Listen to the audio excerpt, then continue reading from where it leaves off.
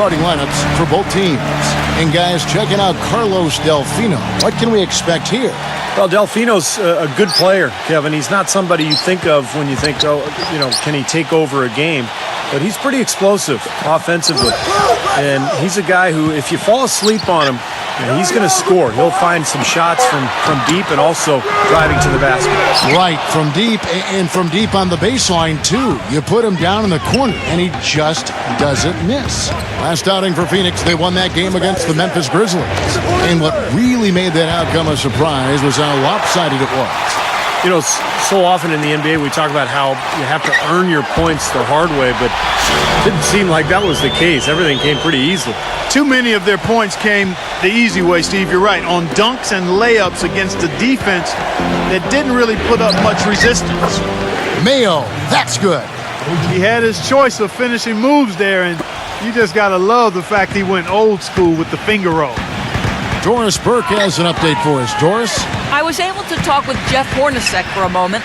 This is their first matchup of the season against this squad, and he knows the shot blocking in the middle will certainly be an obstacle. But he said, quote, we've got to remain aggressive and continue to attack.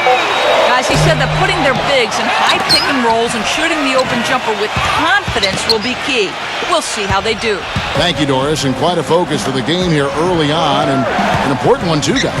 Yeah, and they know how tough a task it's going to be to take on this defense. They've got to focus on that aspect right away. Well, that's the priority in the scouting report. You face a team this good defensively, you're thinking about how we need to attack it. And then it's a matter of executing once you get out there. Plenty of daylight on that shot. Butler's got his first 2 points. Great-looking bounce pass to set up that play. It's no secret around the league, guys, that the Suns either have one of the best medical staffs in the game or they've built their practice facility by the fountain of youth. More evidence of that came when Jermaine O'Neal found new tread on his well-worn tires. And it's going to be a goaltending call here, so they'll count the bucket. He didn't get to that one quite in time, Kevin. Those can be tough to gauge sometimes. That whistle got a big response from this crowd, and it is not a favorable one, let's say. I'll tell you what, the fans can't believe that they made that call. Brown, right side. Fires the three. Good, and Bledsoe gets the assist. Bledsoe's got 3 assists tonight. Well, Clark, as you said, a lot of the players that left the Suns last season, such as Steve Nash and Grant Hill, had trouble keeping their health up. And Steve, I don't know, you've been in that organization. Whatever they are doing that are keeping those players healthy and in top shape has been working. They are admirable in the way they have led that cause. Well, it's a tremendous training staff. They've just always done a very good job of keeping their guys healthy by getting them in the training room every day for work, by combining the strength program with the training schedule. But a lot of confidence in that staff from the players, and I think it really shows. Here's Allen after the made shot from Morris. Allen off a pick from Henson. Feeds it to Delfino. Allen dishes to Sanders. Allen. There's the triple. Shot's good. Allen's got 5. Well, you can't leave him alone, especially from long range. So for Milwaukee, their last game, a win against the Jazz in Salt Lake City. And it was the role players in that game, Kevin, that really led the charge. The guys who normally don't score a lot, they came in and really contributed. A total team performance, Steve, the kind you need if you're going to win on the opponent's home floor. Here's Brown after the made shot from Allen. Bledsoe with it, and Allen picks him up defensively. Here's Butler. No good with the triple. The Bucks have gone 5 of 8 from the field, shooting over 62%. Caron Butler is one of those rock-solid, steady vets. Just a pro's pro, we call him. Entering the final year of his contract, you know he's looking to be aggressive out there. Butler with the steal. Back to Brown. He kicks it to Bledsoe.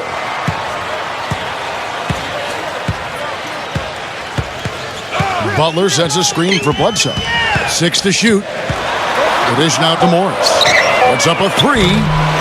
The rebound by the Bucks. And for Butler out of UConn, a good defender, Steve, a good jump shot. Yeah, played in one All-Star game back with the Wizards. Now going into his 12th year in the league. He's had a great career. Now here's Allen. What a tremendous game he played against Utah. Boy, there was no hand in his face right there. I thought for sure he was going to knock that down. Delfino passes to Allen. He dishes it to Delfino. Back to Allen.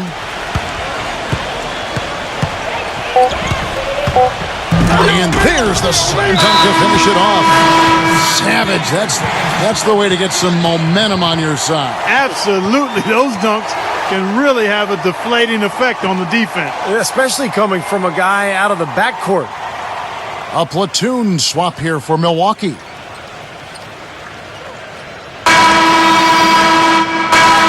As we approach the halfway mark, let's take a look at how everything stands out west. You look at Houston. They've been in peak form as we've watched them play some tremendous basketball with an eye toward the postseason. And, of course, Phoenix, 9 games back. I think for the Suns, they've looked like a different team than the one that was a cellar dweller last year. They've started the process of bringing success to this franchise. Well, these guys have a lot of pride, Clark, and after such a tough season a year ago, I think they were really focused on making a daily improvement, and I think the whole organization at this point is very pleased with their performance so far. All fueled up and ready to go. Let's reset the lineups courtesy of Gatorade as the second quarter gets going. And Milwaukee, looking at who they've got. Up front, it's Henson and Sanders. Allen is out there with Luke Ridnour, and it's Delfino in at the small forward position. Incredible. Only took them a few seconds to answer the three ball with one of their own. Let's keep this thing going, guys. I love seeing a three-point battle like this. Some nice ball movement here by the Suns. Gortat with a screen on Ridnour. And here's Brown outside. Another three for Phoenix. This is tough to stop if you're the defense. I mean, they've been absolutely on fire from behind that three-point line, and the way they space the floor, it's hard to get to those shooters. Out of bounds, Phoenix takes possession. A moment here now to see how the numbers stack up for Larry Sanders. First in rebounding. He's also ranked third in the league in blocks, so a terrific rim protector. You know, we rewind back and look at his incredible rebounding average, and he's actually a beast in the paint. I mean, when the shot goes up, he really believes it belongs to him if it doesn't go in. Brown against Mayo. Bledsoe outside. Passes it to Gortat. It's Brown on the wing. Off target from outside. Bucks trail by 11. And a chance here to catch up with the fourth member of our crew, Doris Burke. Hi, Doris. Hey, Kevin. Jay in that last game against the Jazz got down to business. He finished with 48 points, but also put up 4 boards. Numbers like that are rare to see by any player in a game he'll always remember. All right, Doris, thank you. It really was a stunning performance, Clark. He was at his absolute best in this game. Yeah, and the only thing about having a game like that, Kevin, is that it's almost impossible to duplicate it here tonight. Well, nobody's expecting that, Clark, and they don't need him to do that. If he's even half as good as he was that night, it should be enough. Kicks to Henson. It's stolen by Morris.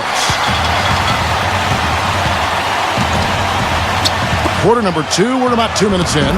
Gets it to go. Gortat's got his first 2 points of the night. Hey, guys, let's get your take on the hustle stats for the Suns. Well, I think the defensive aggressiveness on display here has caught him off guard, playing airtight defense and coming up with the steal. Well, the other thing they've done well is getting after shooters. They've closed out well, and they've really blocked a lot of shots in the half. Channing Fries checked in for Gortat. And Allen drops them both. Brown with it. He had a 15-point outing in their last game against Memphis. And he did some nice work on the boards too, Kevin. That was definitely a factor in that game as well. Here's Butler. That one a little long. What was the defense doing there? I mean, he is not the guy to give an open look to, and yet they got away with it. Well, he certainly isn't the one to blame for them being in the hole. He's been on the money with his game. Brown kicks to Morris. Dishes to Bledsoe. Stolen by Henson. Fast break. Milwaukee blows the dunk. Oh, perfect opportunity to finish the break, and he blows it. Okay, Steve, you have to be able to finish off plays like that. It's a must.